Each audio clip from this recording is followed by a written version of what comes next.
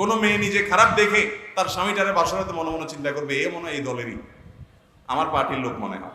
এগুলোর কারণে সংসারে শান্তি হয় না, শুধু মনের ভিতরে তারা ইটিস পিটিস করে, এত ভালো বউ এত ভালো স্বামী সবকিছু, কয় না আমি নিজে তো খারাপ ছিলাম, তাহলে আমার কপালে তো ভালো আসার কথা না, ঘুরে ফিরে কোথাও এইটাও তলে তলে হেই। আমি জেনেছি যার চরিত্র যেমন তার জীবন সঙ্গীও তেমন হবে। আমি আমার জীবনে জেনা লিপ্ত হয়েছিলাম, এখন সামনে বিবাহ চিন্তা করতেছি, তওবা ও ক্ষমা প্রার্থনার মাধ্যমে কি মাপ পেতে পারি? আশা করি উত্তর দিবেন। ভাইরা আমার, এই কথা আপনাকে কে বলল যে যার চরিত্র খারাপ তার জন্য কপালে খারাপ বই আসবে, ভালো বই আসবেই না? এটা কে বলছে আপনাকে? আল খাবিসাতু লিল খাবিসিনা ওয়াল খাবিসুনা লিল খাবিসাত, এই আয়াতের তাফসীর খুলে বিস্তারিত পড়ার চেষ্টা করেন। এই আয়াতের মানে শুধুমাত্র চূড়ান্তভাবে এটাই নয় যে খারাপ মানুষরা খারাপই পাবে। প্রথম কথা হলো, বেশিরভাগ ক্ষেত্রেই যে খারাপ সে খারাপের দিকেই যায়, কিন্তু তাই বলে কোনো মানুষ যার চরিত্র খারাপ তিনি জেনা করেছেন এই জন্য তার কপালে জেনাকারে মিলবে এরকম কোনো কথা নাই। এটা এরকম কোনো কথা কোরআন হাদিসে পরিষ্কার করে কথা বলে দেওয়া হয় নাই। আরে ভাই, যে ভালো কথা বলবে তার জন্য ভালো কথা, যে মন্দ কথা বলবে তার জন্য মন্দ কথা।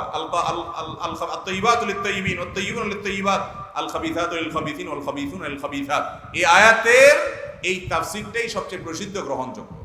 আরো তাফসীর আছে, কিন্তু তাই বলে কোনো আলেম পৃথিবীতে কোনো ফকিহ আজ পর্যন্ত এটা চূড়ান্ত বলতে পারেন নাই যে কারোর চরিত্র খারাপ হলে তার কপালে খারাপ বই মিলবে।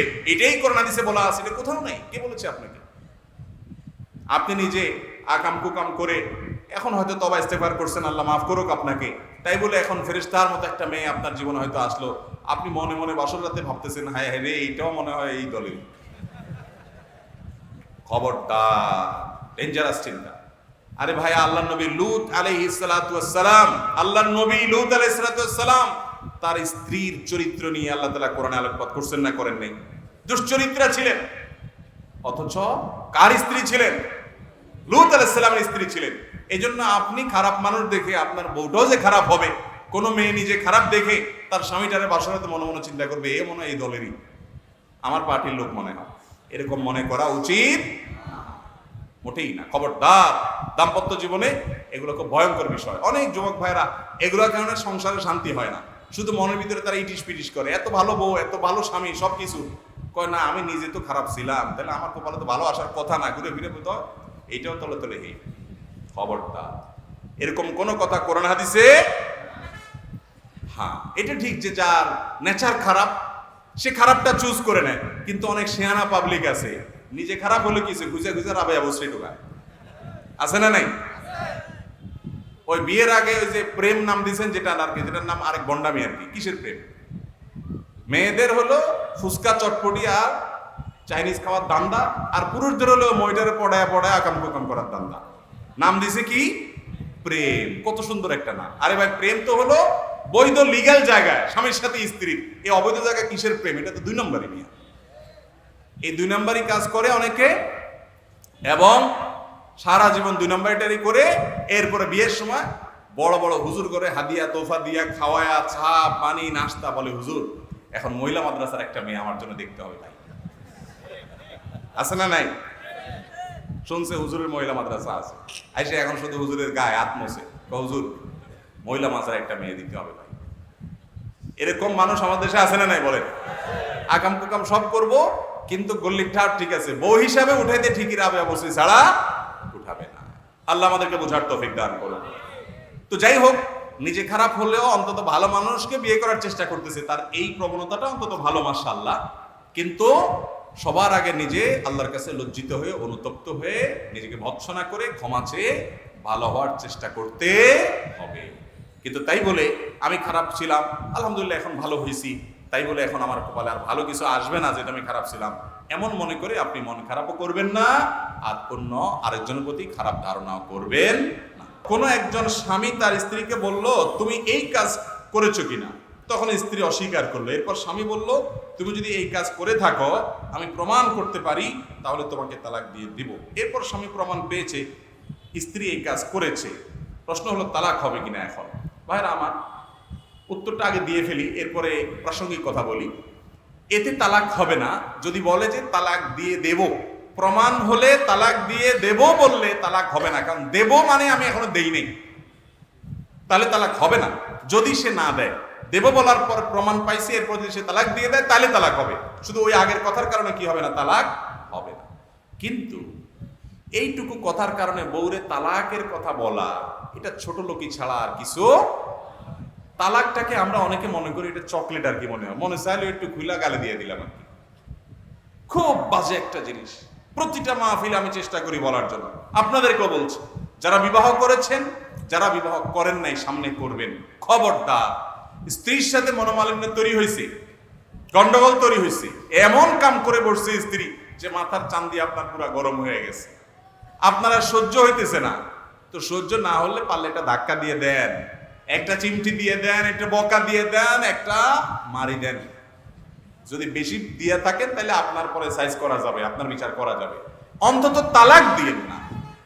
আমার কথার উদ্দেশ্য হলো অন্তত কি করিয়েন না, তালাক দিয়েন না। কথায় কথায় তালাক দেয়, তালাকের কথা বলে ছোট লোকে। কিছু দোস্ত পাবেন আপনাদের বন্ধুদের মধ্যে, কিছু হইলেই বলে কাটতি তোর সাথে, যা কাটতি।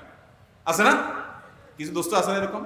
চুলের তিনজন ঘষলেই কয় কি কাটতি, সকাল বিকাল কাটতি দেয়। কিছু স্বামী আছে এরকম, কিছু হইলেই বলে তোমার তালাক দিয়ে দিব, বাপের বাড়ি পাঠাই দিব, তোমার সাথে সংসার করুন না। কিছু মহিলাও আছে ছোট লোক, কিছু হইলে বলে আমার এখন তালাক দিয়ে দিবি তুই। মনে হয় যে চাইনিজ খেতে চাইছে, মনে হয় যে এত স্বাদের জিনিস, স্বামীকে এখন তালাক দিয়ে দিবি, এখন আমার বাপের পাঠা দিবি, তোর সংসার আমি আর করব না, তোর ভাত আমি আর খাবো না। আছে না নাই? এই মহিলাও ছোট লোক, এই পুরুষটাও খবরদার। এই হুজুর জানেন, অন্যান্য আলেম ওলামারা যারা ওনারা জানেন, আমরা জানি কত মানুষের চোখের পানি আমরা দেখি। মাসালা জিজ্ঞাসা করতে আসে, কোরআন হাদিসের আলোকে দেখি সংসার টিকে না। মাসালা শোনার পর চোখের পানি ফেলে দেয়, হুজুর দুইটা বাচ্চা আছে, তারা মাদ্রাসায় পড়ে, বলে ফেলছি বারবার জীবনে বিভিন্ন সময় তালাক দিছি, গুনতে গুনতে 3টা পার হয়ে গেছে। 2 বছর আগে একটা দিছে, 1 বছর আগে একটা দিছে, আবার এর নগদ একটা আরেকটা মারি আসছে। আসি এখন বলে হুজুর কি করা যাবে? হুজুর কোনো রাস্তা নাই, হুজুর একটু আল্লাহ আল্লাহ মাফ করবে না, হুজুর আমি তওবা করছি, আমি লজ্জিত হয়েছি। আমি বলি ভাই, একটা ধারালো ছুরি আইনে আমার বুকে খপ করে মেরে দিলেন আপনি, মারার পর আমি মরে গেলাম। এরপর আপনি বলতেছেন আমার আসলে মাথা রক্ত উঠছিল, আমি বুঝে উঠতে পারি নাই, আমি সরি, জিব্বা কামড়াইতে কামড়াতে জিব্বা সিঁড়িও ফালান, আমি তো আর জীবিত হবো না। তালাকটা এরকম ডেঞ্জারাস জিনিস। নবীজি সাল্লাল্লাহু আলাইহি ওয়াসাল্লাম বলেছেন সালাতুন জিদ্দুহুন্না জিদ্দুন ওয়া হাজলুহুন্না জিদ্দুন। 3টা বিষয় সিরিয়াসলি বললে যা হবে, রসিকতা করতে করতে বললেও তা হয়ে যাবে, এটা ফেরত নেওয়া যাবে না। দুনিয়ার সমস্ত আলেম ওলামা, মক্কার মদিনার ইমামরা, বাইতুল মুকাররমের খতিব, সব বড় ছোট হুজুর সব একসাথে করেন। এরপরেও তালাক যদি 3টাই হয়ে যায় কার্যকর, বারবার তালাক দিছেন, গটায় ফেলছেন কাম, তো সব হুজুর একসাথে হইয়াও আর জোড়া লাগাইতে পারবে? এর জন্য আপনারা হিল্লা নামক 2 নম্বর আরেক বদ এবং নোংরামি জঘন্য খারাপ কাজের যদি আশ্রয় নেন তাহলে আরেক গুনাহ হবে। খুব ডেঞ্জারাস বিষয়। এই জন্য ভাইরা, তালাক এত ছেলে খেলা না, রাগ উঠলো আর মাইরা দিলেন, এগুলো করবেন না। আমার এক উস্তাদ ছিলেন খুলনাতে, ইফতার পড়ছি যার কাছে, হুজুরের যে গদি ছিল, গদির নিচে একটা বেত ছিল, বেত। মাসলা টাসলা জিজ্ঞাসা করতে আসলে, ভালো ভালো মাসলা জিজ্ঞাসা করলে উত্তর দিতেন, কোনো অসুবিধা নেই। যদি হুজুর জিজ্ঞাসা করতেন কি মাসালা জিজ্ঞাসা করবেন আপনি, তো যদি বলতো হুজুর তালাকের মাসালা, তো হুজুর আগে শুনতেন, হাতে আস্তে আস্তে হাত বেতের কাছে নিয়ে শুনতেন। যদি বলতেন নিজের বউরে তালাক দিয়ে আসছে, হুজুর বিসমিল্লাহ বলে ব্যাটটা নিয়ে কস কস করে মায়ের শুরু করতেন। সে কোন শিক্ষিত, সে কোন সরকারি অফিসার না কো আমলা, এসব দেখার টাইম নেই হুজুরের। দমসে আগে ভিডিও নিতেন, ফিটাতে ফিটাতে হাঁপায়া এরপরে বলতেন এবার বল কি করছস, এটা কামার পাস না, আকাম কোকাম গড়া এসে বাইরের বউরে তালাক মারস এসে, এরপর আমার কাছে মাসলা আছে, মাস তালাক দিছস আগে মায়ের খাবি তারপরে মাসলা। একদিন এক বুড়া আসছে, ভদ্রলোক ভ্যান চালায়, তো আমরা দোতলায়, আমাদের ফতোয়া বিভাগ ছিল, ওই দোতলায় আসছে, হুজুরে খুঁজতেছে। তো আমরা বললাম হুজুর তো ওই নিচে মাঠে দাঁড়ায় আছে। আমরা বললাম আরে বুড়া বেচারা, এই লোকের বেদ দিয়ে মায়ের দিলে পড়িয়ে যেত। ভাগ্য ভালো হুজুর জায়গায় নাই, বেদ নাই হাতের কাছে, হুজুর মাঠে আছে। আমরা পাঠিয়ে দিলাম, চাচা ভাগ্য কপাল ভালো থাকতে থাকতে মাঠে যান। পাঠাই দিয়েছি আমরা দাঁড়িয়েছি বারান্দা থেকে, কাহিনী কি হয় দেখি। ওই বুড়া হুজুরের কাছে যাওয়ার পর কথাবার্তা বলছে, দূর থেকে বোঝা যাইতেছে তালাকের কথা বলে ফেলছে। হুজুর এখন তো মারি দিছি, কি করবো? এইটা বলার পর এইভাবে তার কলারটা ধরে বক্সিং শুরু। আমরা তো কাহে রে, বুড়ারও রক্ষা হলো না বেচারা, বক্সিং শুরু। হুজুরের কথা হলো যে বেটা কামার পাস না, আকাম গড়ায় কিছু হইলেই বউরে তালাক মারা, ছোট লোক কোথাকার। একটা মেয়ে তার বাবার সংসার ছেড়ে, মা বাপ ছেড়ে, সব কিছু ছেড়ে সবাইকে পর করে চিরকালের জন্য তোমার বাড়িতে চলে আসছে। ভুল হতে পারে, অন্যায় হতে পারে, বিচার আছে, সালিশ আছে, দরবার আছে, দূরে তালাক মেরে দাও। আল্লাহ তাআলা আমাদেরকে হেদায়েত দান করুন। খবরদার তালাকের কথা বলার আগে 40 বার ভাববেন, এরপরে কান্দে কেটে লাভ হবে। যাই হোক, এরকম কথা তালাক বলা ঠিক না।